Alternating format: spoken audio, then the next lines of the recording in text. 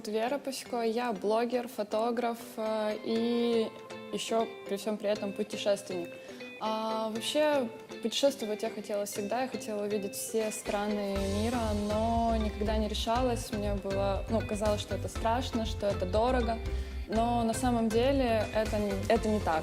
Начала я путешествовать по Украине изначально, это были крупные города, понятно, Киев, Одесса, рядом со мной Херсонская область, путешествовала много где там, посмотрела все места. Карпаты, то есть практически везде в Украине я была. И вот что посоветую, обязательно прокладывать себе какой-то интересный маршрут, смотреть на разных форумах какие-то места, которые недостаточно популярны. На самом деле они чаще всего и самые интересные. Например, мало кто знает, что в Херсонской области есть пустыня, которая вообще считается самой большой в Европе.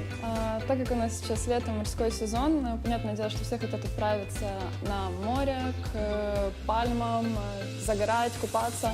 Поэтому сейчас я буду рассказывать, как собрать чемодан в жаркие страны.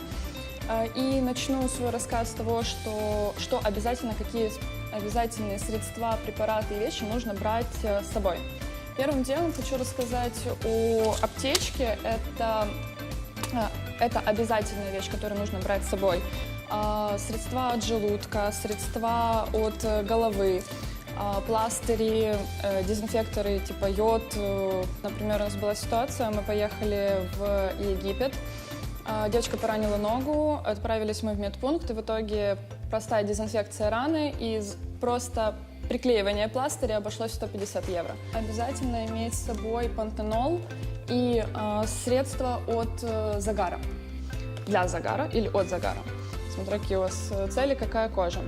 Так. Следующее. Следующее – это средство от комаров.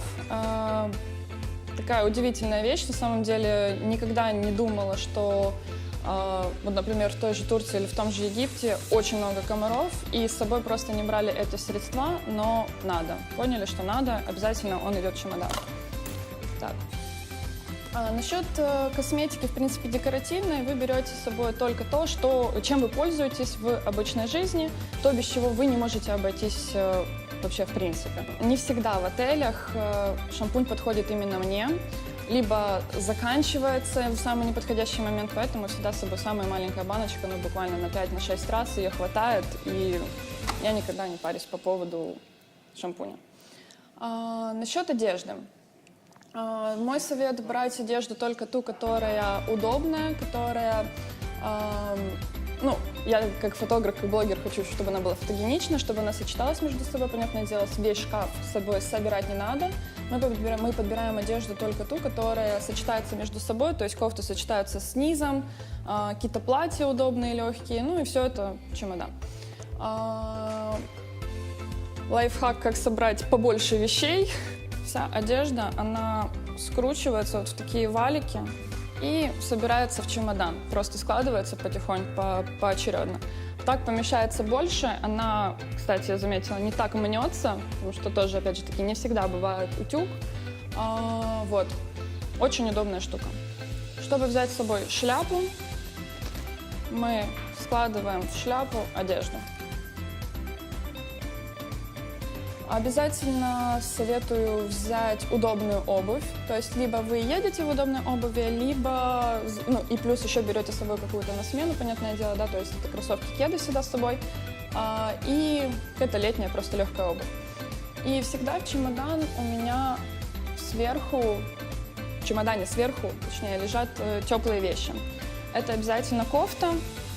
Джинсы всегда с собой, понятное дело, должны быть, что-то тепленькое, но кофту всегда кладите сверху, потому что, прилетая, например, куда-то рано утром, вы поймете, как холодно, и захочется одеться, и чтобы перебирать весь чемодан, у вас просто не будет ни времени, ни желаний, хочется сразу одеться, чтобы это было все удобно, поэтому кофта сверху. Все, таким образом мы собрали чемодан и готовы ехать.